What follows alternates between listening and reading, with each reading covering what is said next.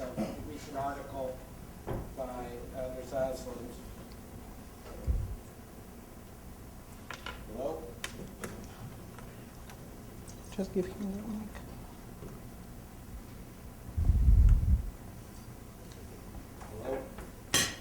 Hello? Recent article by Anders Asland and also a book he came out with a little before this, presciently called The Last Shall Be First. So we're not unfamiliar with the idea that Eastern Europe has something to offer us and there is an alternative path. But it was still striking to hear the secret reality that we all knew was true about ECOFIN meetings, as well as, of course, the context for the IMF. Let me, if I could, Mr. Minister, ask two questions. I'll give you one at a time so you can have time to respond. Both of them have to do with the fact that your remarks, while very forceful, seem to imply, by what they left out, that countries, even very small countries, even emerging markets, their fate is almost entirely in their own hands. There was almost no mention of the surrounding problems, except as something to be dealt with at the ministerial level. No mention of hot capital flows. No mention of ratings agencies, except, of course, you guys are doing well with them, which is nice. But the bottom line being, you essentially spoke as though if every country would simply get its fiscal house in order, or at least that was the priority, that would be enough. Now, that may be because you were focusing on your message, or you think that's the highest priority. It may be that even if it's not enough, that's all anybody can do. But for this audience in this House, we're very accustomed to the idea that international spillovers and the system lacks are actually an important part of the process. So have I taken your remarks out of context in a sense and distilled too much of a message that what you chose to emphasize? Or is this really right that self-help is enough? You don't need to worry about the global context. As a disciplined person, I was trying to stay within the 30 minutes, so that's why I missed. So I missed some of the texture. For small economies like Bulgaria, but even for, I would argue, any economy, maybe with the exception of Germany in Europe, should be regarded as a small economy. It's very important how they deal within the European context first and in the global context. So I'm far from saying that you can do self-help only. It's important to do whatever you can do on your own. And this is one thing that I learned from my work at the World Bank at the IFC, where I've been advising a lot of governments. You go in, if you're already in a crisis, especially, whatever you can do very early on, before the opposition figures out what you are up to, is very important in terms of reforms. And in fact, the first act of our government, this is July 2009, was a 15% across-the-border budget cut for all the expenditures of all the ministries, defense, police, anything that we managed to push on this argument that, you know, everybody's happy they've just won elections, some people are drunk, some people are just happy, push it through parliament, they're not going to figure out exactly what you're doing, you're going to be successful. This is what we did. The first act, I repeat, of the current Bulgarian government was a 15% across-the-border expenditure cut. If we haven't done that, Bulgaria would have followed, not Greece, it would have not been so bad as Greece, but it would have followed what's currently Slovenia, for example. You're probably not following these small economies, but Slovenia is on the verge of basically bankruptcy. And it's because they didn't do the reforms when they had the political chance of doing it. You have very little window, the ex-politicians among you can testify to that, where you can do your own reforms. In Bulgaria, we were happy to do most of them, not all, I'm far from this idea, but most of them, and that kept us going, and we have some decent results. But I have spent, as much as I've worked in Bulgaria, not just on financial reforms, because as you mentioned, I'm Deputy Prime Minister in charge of healthcare, education, agriculture, and so on. many other reforms to do. I have spent at least twice as much energy working in ECOFIN, and that's why I mentioned so much in my presentation ECOFIN, because I realized that unless Germany, Italy, and the Netherlands, these are actually our three largest markets for international trade, are doing well, basically Bulgaria is not going to do well. And these are the facts. We have today, by the way, in addition to the unemployment numbers that came for last year, the initial growth numbers for Europe came. Bulgaria would finish the 2012 year with roughly 1% growth, which you would say, well, it's nothing. You just have told us how wonderful of a country story Bulgaria is, but you have 1% growth for 2012. Well, it's actually the fifth largest growth. In front of us are Estonia, Poland, Latvia, Lithuania, which had all, with the exception of Poland, much deeper recessions in 2009, 10, 11, and now are having a rebound. So with 1%, Bulgaria is actually in the top 5 in Europe. Well, that's a huge issue. The largest 6 economies in Europe, also by the numbers of today, are actually in recession. Germany's two successive quarters of negative growth recession, Italy, France, the UK, Netherlands, and Spain. So on the contrary, it very much matters what context is, not only European context, although Bulgaria, both in terms of trade and investment, mostly is interested in Europe, but also what happens here in the US. That's why I and all of my other finance ministers, by now, by the way, of the 27, 23 are finance or economics background, so that has changed in Europe. And now when you discuss economics, the people around you actually understand you. At ECOFIN, we very much care what happens in the US, and the fact that actually very little happens in terms of precisely the types of deficit reduction measures, debt reduction measures that I've mentioned. That's great, and again, I'm not surprised you care about the global context. I just want to make sure you got that out there. A second question, since you did mention the U.S., going on to the issue of lessons for us. Oftentimes, a Washington take on anything resembling a rule or an institution in Europe is, okay, that's nice, but they're not going to do anything about that. So, yes, you passed the golden rule, and this time it's supposed to be enforced on members, but of course we all remember that France, as you said, Germany, they were the first violators of the Stability and Growth Pact. Oh, that works. First violators of the Stability and Growth Pact when they were members of the euro area from the start. True. So I guess the two questions related are, why is this set of golden rules going to work in the sense of being enforced if the big countries are the violators? And second, what then is relevant for the U.S. beyond telling the U.S., please get your debt in order? What kind of rule would you suggest would make it work in the U.S.? Well, I'm a great fan of the golden rules. As I mentioned, we have them in Bulgaria 2 years ahead of time, and they are more restrictive than the eventual golden rules. 2% deficit, 40% debt to GDP.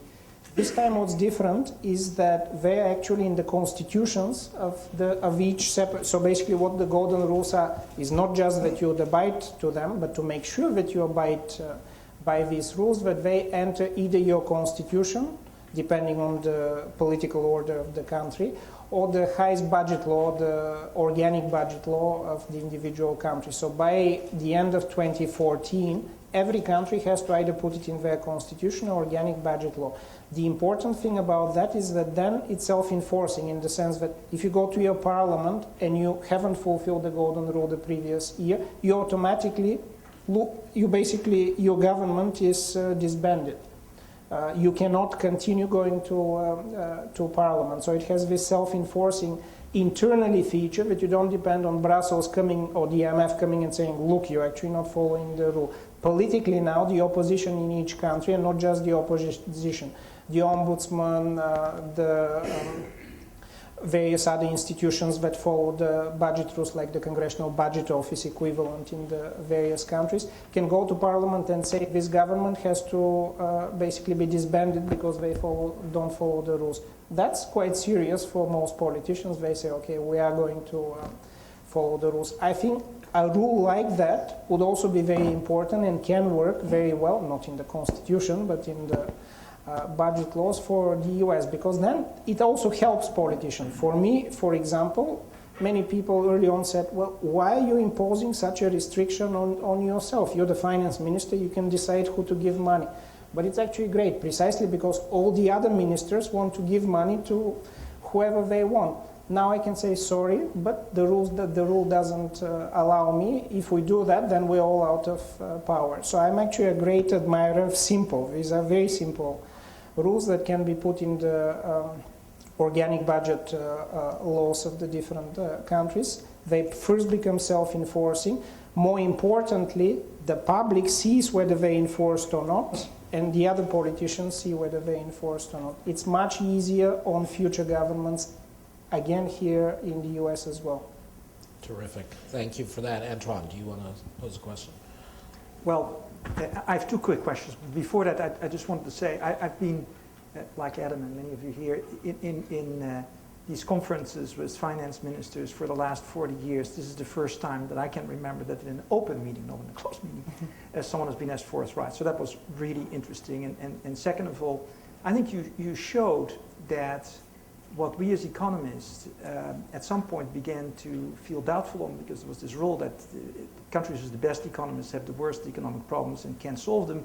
You actually, here's a country with a good economist that actually can solve problems. So that, I think that gives hope for the future.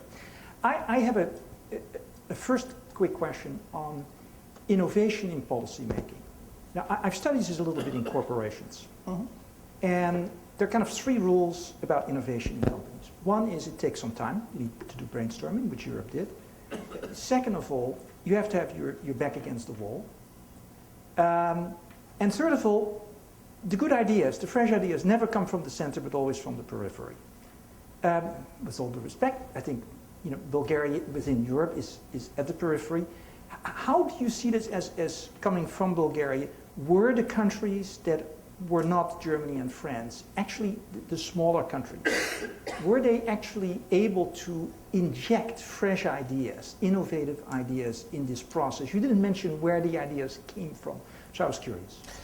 The three rules or the three criteria that you mentioned certainly are relevant for what I just described. While many people undoubtedly will claim the single banking supervisor idea as their idea, it came actually from Finland, which is a small country in the Eurozone, so it's not as periphery as some others, but it certainly was, and at first it wasn't taken seriously. I actually remember when this idea came about, people said, it's too hard, it's going to take too many years for this to resolve, we don't even exactly know what that means, so let's not take it seriously. This was June last year. September, in Cyprus, it's all of a sudden started sort of people saying, well, everything else has failed.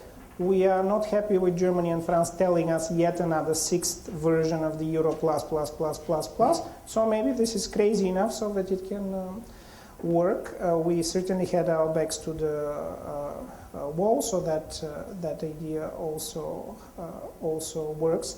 And also just the fastness with, or the speed with which this idea actually came to fruition. There were lots of discussions, as I mentioned, but just in 3 ECOFINs, not that many. Usually we discuss for 15 ECOFINs, very simple ideas, and don't agree on them. This happened fairly quickly. And the final shape of which I'm personally very proud of this, because let's say on the 28th hour, my wife was from time to time, I was sending her text how it's going. And she was, this is Belgium time, we came to Eastern time, then it became evening here, we were still sending things. But at the end, I remember, and we always remember this, there was Luxembourg, Austria, the Austrian finance minister sits next to me because we're alphabetical, and Bulgaria, arguing with Germany, France, and Italy. And we, in the end, actually won the argument. You'd never think that this is realistic, that Luxembourg, Bulgaria, and Austria will sort of have a winning view over France, Germany, and Italy. But the main argument at that point was, what are the rules by which you decide which banks roughly to supervise first? Are they weighted by country size? And the large countries were saying they should be weighted by country size, because otherwise we want to ensure that small and insignificant countries don't have the same weight as we don't weight. But by the charter of the creation of the European Union, it's one country, one voice. So you cannot break the fundamental rule of creation of the European Union, because if you break it here, you're going to break it from here on every time. This is going to be an excuse. And we had maybe 3 hours where we stood like this. We were, the Austrian minister is this very strong lady, former interior minister, and she would just say, no, I'm never going to agree with you. And that worked. So small countries sometimes have a disproportionately important voice in good things to come. Second question, related. Adam has talked about the kind of the big lessons that small countries can give to big countries, including the United States. You have very much been involved in the process. Could you point, which I think would be interesting, could you point to something that is important to keep in mind in the process that can be a lesson? Whether it's healthcare or whether it's education, something in the process of coming to a decision that helps you reach a better decision. I would say in the process, at least, that we're just discussing the Eurozone, Greece, and so on, it's perhaps a follow-up of what we said, that actually most of the solutions came not from the main strand of thought, so to speak, but came from the side after we had exhausted ourselves with sort of pushing the main strand of thought. And then you somehow have to have the organization. Maybe in that regard, Europe is, since we are still 27 sovereigns, so even if one Finland or Bulgaria comes and says, wait, I'm going to veto that. We have veto power, remember? So that's why the large countries have to listen to us most of the time. So you can say, no, I'm going to veto this regardless of how many times you put it. But here is another idea, Finnish idea, let's call it, that actually, even though it sounds more difficult, it may work and it can get us to a whole different level of integration in this way, or an innovation in the way that we view this union, not just as a monetary union, but as something bigger. Because ultimately, every time that we talked about Greece or Portugal or whichever other country, you come to that if even a single country in the Eurozone fails, it's not a monetary failure, it's not an economics failure, it's actually a political failure of the whole European Union, the concept that you're together and you're going to help each other. And this was always the back end of all discussions. And here comes a small country, very good economist by the way, and then say, this is a lot more difficult, but if we manage, it gets us to a different level. Large countries have more analysts, have more power, if you like, to come up with different ideas. Whether they also have this structure that some of these ideas can come to the fore and be pushed, I'm talking now about the US, I'm not sure, but it certainly needs to be allowed. If it's not, you keep pushing the more insignificant idea, and sometimes you never get to it. Thank you.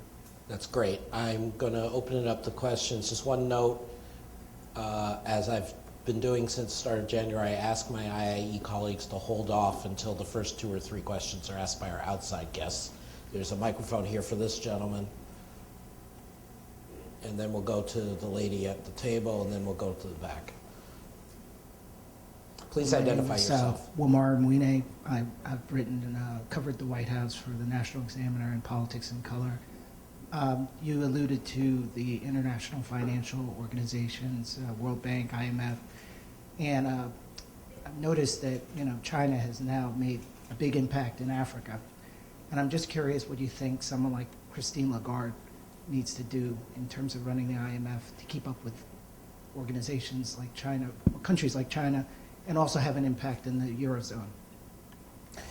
I know Christine Lagarde for at least 10 years, first as a junior trade minister at the time when I was still at the World Bank. She was a colleague of mine in many of these ECOFINs that I mentioned as a finance minister. And then just 2 days ago at our last ECOFIN, she was there and has been over the last year as head of the IMF. So I know her quite well.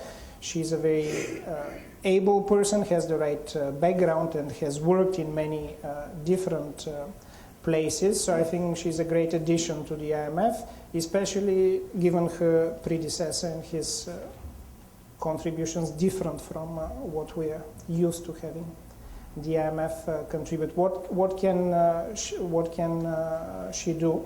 Well, first she needs to open the IMF to new ideas and new analysis, something that she is actually clearly doing, but at the same time trying to see how, if you expect something from a very stodgy institution that for 60 years has been doing one and the same thing, if they have very sudden turns, especially during crisis, whether that works. I'm alluding to something that in the audience probably many people lately have followed, which is the latest IMF analysis on the so-called fiscal multipliers. Basically, the IMF, I would say, for 60 years has been telling countries like Bulgaria, like the US, every country, you know, if you have a crisis, you need to cut expenditure, not spend much, keep your budget and debt under order. And certainly when I started dealing now as a finance minister, this is what the IMF was telling me. I also happened to believe it, so they were quite helpful. In the last year, the IMF has tried to innovate in terms of some of their advice, maybe not because of Christine, maybe because of her. So they have some new and interesting work, but some of it is catching all of us off guard. So what I'm referring to is that last November, I think, in the World Economic Outlook, they suddenly said, well, actually, our latest analysis shows that you shouldn't consolidate too much. In fact, you should spend not as much as you can, but spend certainly more than you are spending. And I can tell you that as a finance minister who has been fighting all the other ministers, and this is not true just in Bulgaria, any finance minister is fighting all other ministers to not spend much, and certainly has drawn heavy criticism in his country for not spending on all kinds of programs. Suddenly to have the IMF come and say, oh, actually, we were wrong. You should be spending a lot more. It puts you in a very awkward position. And all of us, for the last 3 or 4 months, basically have had to explain to a lot of our media, a lot of our opposition, of course, is very gleeful, see, you're wrong. And to the European Union itself, the idea that innovation in analysis is very good. If the IMF or any other international organization wants to be more modern, sort of to keep up with the times, but you also have to have a way of presenting this that doesn't hurt what you've already done. So I would say that in the last, not just the Greek discussion that I mentioned, but in the last 6 months, the popularity of the IMF in Europe has sort of shrunk in half. It wasn't very high to begin with. It's shrunk in half precisely because of this type of moves that catch you off guard. Can I push you on this? I mean, this is obviously a very strong statement you're making, and you've made a very convincing case why, from the finance ministry's point of view, you would feel that. But you do seem to be being a little dismissive of some of this work as though it is just, oh, it's a la mode. They want to keep up. They want to do something fresh. Leaving aside the substance of it, if the IMF or if the Federal Reserve or if your ministry discovers an error, believes seriously, it's not just, we misprinted some data, we genuinely got something wrong, what is the proper way to handle that? I mean, just to put the point a little more forcefully, in the great crisis of the 30s for the US, Franklin Delano Roosevelt is seen as a great hero. Leave aside again whether he's Keynesian, Austrian, and all that. One of the things that he's held up for doing was saying, I tried this didn't work, fine, I cut my losses, I try something else. So again, I understand why it's difficult for you, but I'm just asking you a little bit more from a systemic perspective. Do you really want them to have very political oversight on when they say, oh, we made a mistake? I mean, how do you want to handle this in future? Well, so first, this is a 60-year mistake. It's not that they made a mistake and then suddenly they discovered something, but for a long time, for decades, the IMF has come with analysis that shows one thing. And then suddenly, in a very quick turnaround, it shows something else. It is possible, as you mentioned, maybe there is now better statistical methods, there is a lot more data, so you can see something new. I agree, and it would be great if we know it, because my work as finance minister would be a lot easier if now I'm spending more money rather than telling everybody, no, no, no, no, no, no, I'm not giving you any money. It's just, I'm a bit suspicious just with the way how fast it came about, the fact that it wasn't actually widely discussed, not just in Europe. My understanding is that it wasn't widely discussed here as well. And I'm also suspicious of what I told you earlier, that the first Greek package sounded exactly like that. So spend money and see what happens, but it actually didn't work. We know it didn't work. Otherwise, Greece would not have 27% unemployment and 35% production fall now. You need to do the other reforms, and maybe the IMF meant to say, maybe ease out a little bit on the fiscal policy, but you should do the other things. But the way that it came to us is that you actually do the wrong things. You shouldn't reform, you should just pump money into the economy. And a little bit suspicious of that. Yes, new ideas come about. We just discussed the Finnish idea, which is not a new idea, but they presented it in a new way, and it actually worked, and everybody has by now accepted it as a very great step forward. So yes, you may be right that as a finance minister, perhaps I feel stronger about not being taken by surprise, because you constantly get taken by surprise by your opposition, by the more populist. You know, you're the least liked person in the country, even in good times. In bad times, you're by far the least liked person, and you have very few friends. And these few friends, you regard them as some of the think tanks that give you some analysis, and you say, it's not me saying that. See, they're saying that, and they're much smarter than I am, so they're supporting this. The IMF, the World Bank, and so on. And if you have such a fast turnaround and you're not ready for it, what do you say? Well, actually, don't take seriously the IMF. This is basically what's now, if you ask the Portuguese finance minister, the Greek finance minister, and so on, this is what they say. Don't take the IMF seriously. I say scary thing. Okay, so we have a backup of people. The lady in black there, the gentleman at the back mic, and then Anders, I think, had his hand up. Please go to the back mic, Anders, and then the young lady also at this table after that. So she's first. Please try to keep your questions short since we have so many people interested. Samira Daniels, Ramsey Decisions. I was wondering if you had been following the arguments on U.S. debt, and as a consequence of that, I was wondering whether you in your country also managed institutional reforms simultaneously, and because this is I think a real drawback in our situation. I mean, the institutional cultures and the institutions to match, the reform, the economic where you want to be. Hence. Certainly the institutional changes have to take place either at the same time or even slightly earlier, so that once you have them, you can say, now I can credibly do, let's say, the golden rule reform. In the case of Bulgaria, the biggest threat to public expenditure and hence to debt level over time was pension reform. We have a fairly rapidly aging population, and at these rates, you needed to do some significant pension reform before you introduce a rule, for example, like the golden rule. Otherwise, you know that in a few years, no matter how good the government, the then government, you cannot support such a rule. So we went From 2009 we tried first unsuccessfully, then at the end of 2010, I'm speaking about Bulgaria, we successfully introduced pension reform, and then once increasing the mandatory retirement age, removing various early retirement schemes for the army and miners and so on, coal miners. And once we did that, then we said now we can introduce the golden rule, because we have the institutional backing to say the analysis, if somebody asks us, is this going to hold for now 10, 20, 30 years, to say here is how we are going to support it.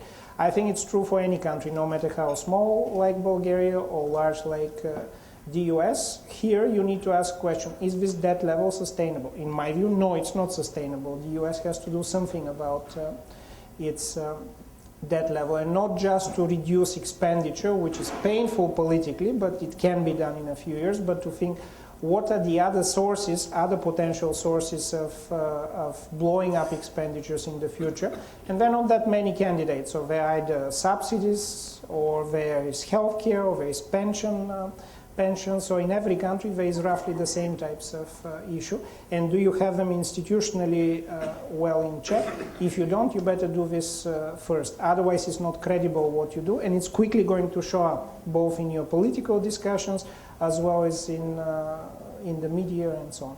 Okay, in the interest of time, I'm going to ask Barry and Anders, do identify yourselves to make both your questions. He'll respond, and then the lady in front here and Jose de Gregorio to ask their questions. So first the two of you, please. Barry Wood, RTHK economics columnist. Minister, you've had such a unique and valuable perspective of observing the Eurozone from the ECOFIN. What needs to be done to make the Eurozone viable, long-term? I assume that it's more than just a single supervisory mechanism for banks. Thank you. Thank you for your concision. Anders Åslund, Peterson Institute. Thank you very much for an excellent presentation. I would like to follow up on how you look upon the future development of EU. What you are positively presenting now, is this a temporary development because of a crisis, or because there is now a big center-right majority among the European governments, or is it something that is more definite? And specifically in this regard, do you think that tax harmonization has been beaten for good, or is it something that will come back later on? And then one specific question, how do you look upon Bulgaria's entry to the Eurozone right now? Thank you. I'll start backwards. Bulgaria's entry into the Eurozone, we are basically going to wait until we see all the institutions that are the Eurozone, or that the Eurozone evolves to a set of institutions that we first know what they are, and we're comfortable with them. So sometime about 2 years ago, we decided we're going to wait, not just because of the current problems in Greece and other countries in the Eurozone, but because we want to make sure that if we're joining the Eurozone club, we know all the institutions. And as I mentioned, until recently, it was just one institution, the Monetary Union.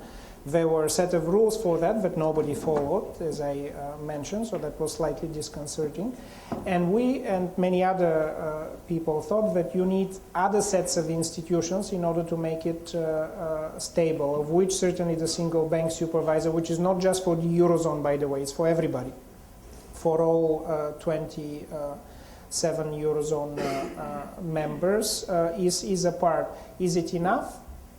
Which also relates to the first question. No, I don't think it's enough. It's, let's say, double the security that you have. We also have the so-called golden rules. These are going to start kicking in 2015.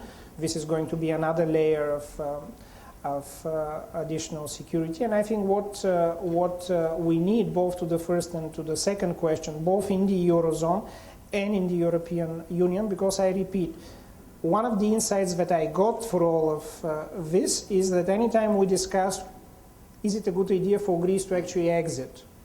I have my view, but I'm not going to share it now with you, and I've had it consistently, but we always got to the point, if Greece or another country exits, it's not just a Eurozone exit. It's a failure of the European Union as a political union, because then you start wondering, for other reasons, not related to finance or economics, whether some other countries should also be asked to exit. So the Eurozone is also a set of financial monetary rules, but it's also a political concept. And early on, at least, I was not so much into this politic thinking.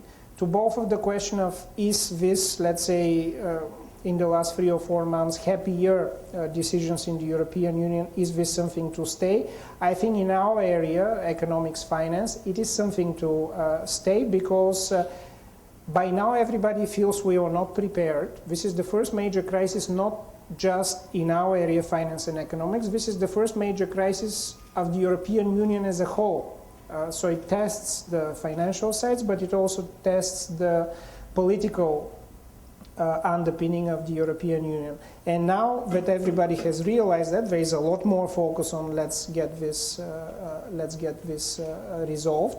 It gets top politicians focusing on this. Well, I mentioned that I spend at least as much time on European issues than on Bulgarian issues. For some of the top European politicians like Angela Merkel, my guess is that she spends 80% of the time on non-German, so to speak, or non-directly German issues, on European issues, and that's important for the reason that we said. The European Union has to succeed to be Europe to be competitive with the US, China, Brazil, and so on. And many people came to think the resolving of the resolution of the Eurozone crisis is also a step in basically stronger European Union overall, no matter what other issue may come about. And there are many other issues that, as you well know, surround the European Union. In that, if there is one thing that I'm lately starting to learn, and we already touched on that, it's important to realize that while the beginnings of the European Union were basically a duo, France and Germany, and from time to time this kicks in just as almost like an automatic stabilizer. What should we do? We don't have much time to think. Let's depend on them. The resolution of the European Union's, at least so far, issues has shown that this is not the way to go, that you need to involve many other countries, because roughly speaking, you don't know where the good idea is going to come from. And chances are, if you have 27 or soon 28 with Croatia, it may come from one of the countries that you least expect. So the future is that people realizing, and I think this is actually understood more and more, that you depend on all of the members, not just on some of the original and larger members. Is tax harmonization killed forever? No, it's going to come up again. It's an idea that the French have always had. The Germans are ambivalent about them, but generally they also like it somewhat. They see for now benefits of Eastern Europe having lower taxes, but over time my guess is they'll converge with France and like that tax harmonization idea. My hope is, and this is what I tell politicians in Bulgaria, I would like Bulgaria to have the lowest tax levels in Europe for at least another 10 to 15 years. If we manage to keep that, in 15 years, tax harmonization can be welcome even for countries like Bulgaria. Whether we manage to keep it so long, let's see. Very good. Young lady there. Hi, thank you so much for your comments. I'm Gina Smilik, I'm with Bloomberg News. To return to your earlier point, you obviously spoke a little bit towards adopting the euro. Do you have any sort of estimate on how long that might take, how many years we might be looking at there? And then my second question is, has the government changed its GDP forecasts at all this year from 1.2%, or are you keeping it there? So first of all, by my guess is middle of this year, we're going to have an expansion of the Eurozone, because Latvia has recently announced, and not only announced, but has adopted a set of laws in Parliament that they would like to join the Eurozone by later this year, join by later this year, and actually be in the Eurozone at the beginning of 2014. Latvia, with great difficulty and great courage, I must say, seems to be able by about middle of the year to meet all the Maastricht criteria. There are questions of how long that's going to be, since the previous three entrants, namely Estonia, Slovakia, and Slovenia, met the entrance criteria for about 3 or 4 months and then didn't meet at least one of them. So everybody is aware of Latvia, but my guess is, with difficulty, Latvia will become the 18th member of the Eurozone early next year. And I think that is a tribute to the difficult path that Latvia has followed, but also to the Eurozone itself, that actually in these great difficult times, there are still countries that want to join the Euro. Bulgaria also wants to join the Euro, and we have multiple times said that our goal is to be in the Eurozone. But we are troubled by two sets of issues. One, that basically every country joining is troubled, which is that do we have to pay for the bad policies of others already in the Eurozone? That was a major issue for Estonia when it was entering.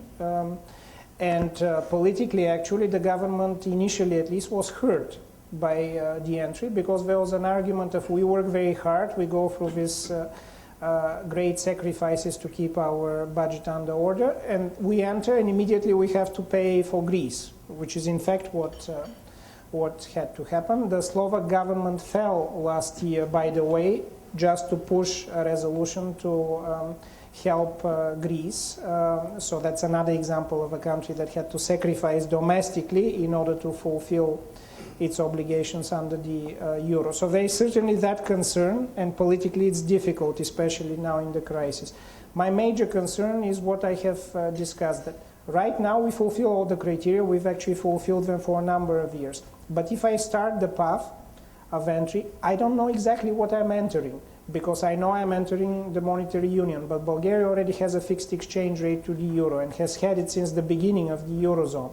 So there, we don't have to change any of our policies, so we just have to change our left with euro. That's fairly easy.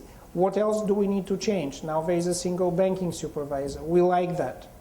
But are there some other ideas? And especially, do bad ideas, in my view, as tax harmonization, going to be part of the eurozone sometime soon? If there are, we don't want to be part of that. To make sure, actually, that future governments do not step in that direction, we have passed a law in the organic budget law, which is very difficult to change. You need supermajority in parliament to say that future Bulgarian governments cannot enter into discussions of entering the eurozone if there is any inkling of tax harmonization. But that idea, as I mentioned over the last 3 years, came several times. We want to make sure that such ideas are not part of the future set of institutions of the eurozone, and that's why we're going to wait probably a number of additional years until the sort of the dust settles. Very good. Jose. I have two questions. One you answered a little bit at the end, but I think that I don't think that there should be a Greek exit. I think that Greece should have never been in the euro. And I think that the euro and has shown all the perils of fixed exchange rate. So my question more directly to you is, don't you think that perhaps floating your currency you could have been even growing a little bit more over after the crisis and would have helped you? So that's the first thing. So for me, it's not an issue whether you join or not. The euro would be a mistake at this stage, without all what you say that needs to be done. The second question, I think that you pick too much on the IMF. We can pick it. It's kind of a sport to pick on the IMF. But I think that the problem of the IMF is that it's dominated by Europe. I think that that's a problem. So the conflict of interest in the IMF is that the IMF, this is the only country in the world that you go to do a program and you sit with the central bank, the ECB, and the finance minister to negotiate with one of the provinces the adjustment.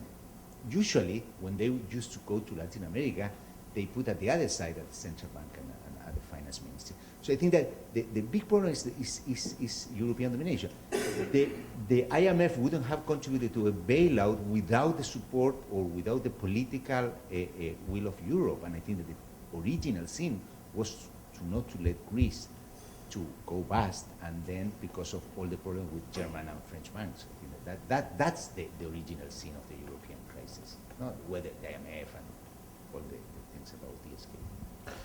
Could well be. By the way, I should say that since we're neighbors to Greece, Greece is not just to most people an issue of the Eurozone and Europe, but it always has direct implications more direct implications for Bulgaria. So we follow in the Ministry of Finance in Bulgaria. We have a whole department that just looks at our neighbors, Romania and Greece.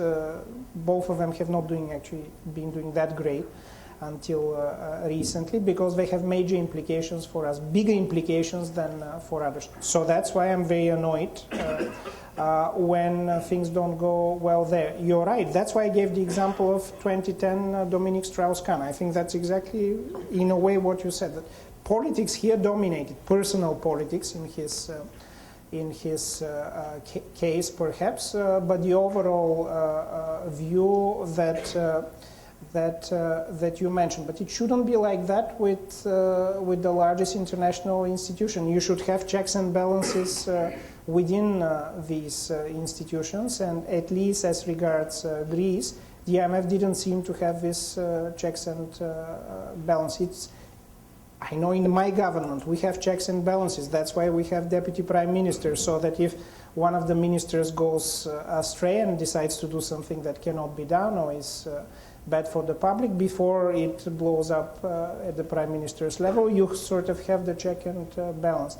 And to my mind, this was a major misstep of the IMF, not only for Greece. It had implications, in my view, for prolonging the crisis in Europe. Now we have a much better Christine Lagarde. I value her very highly from the many hours I mentioned that we've worked together. But the misstep has already happened. So now somehow you need to regain confidence that this is not going to be happening in the future. And then suddenly we have the fiscal multipliers issue that looks like maybe not as egregious as a misstep as before, but it looks like politics plays a lot more of a role than it should. Now, politics always plays a large role.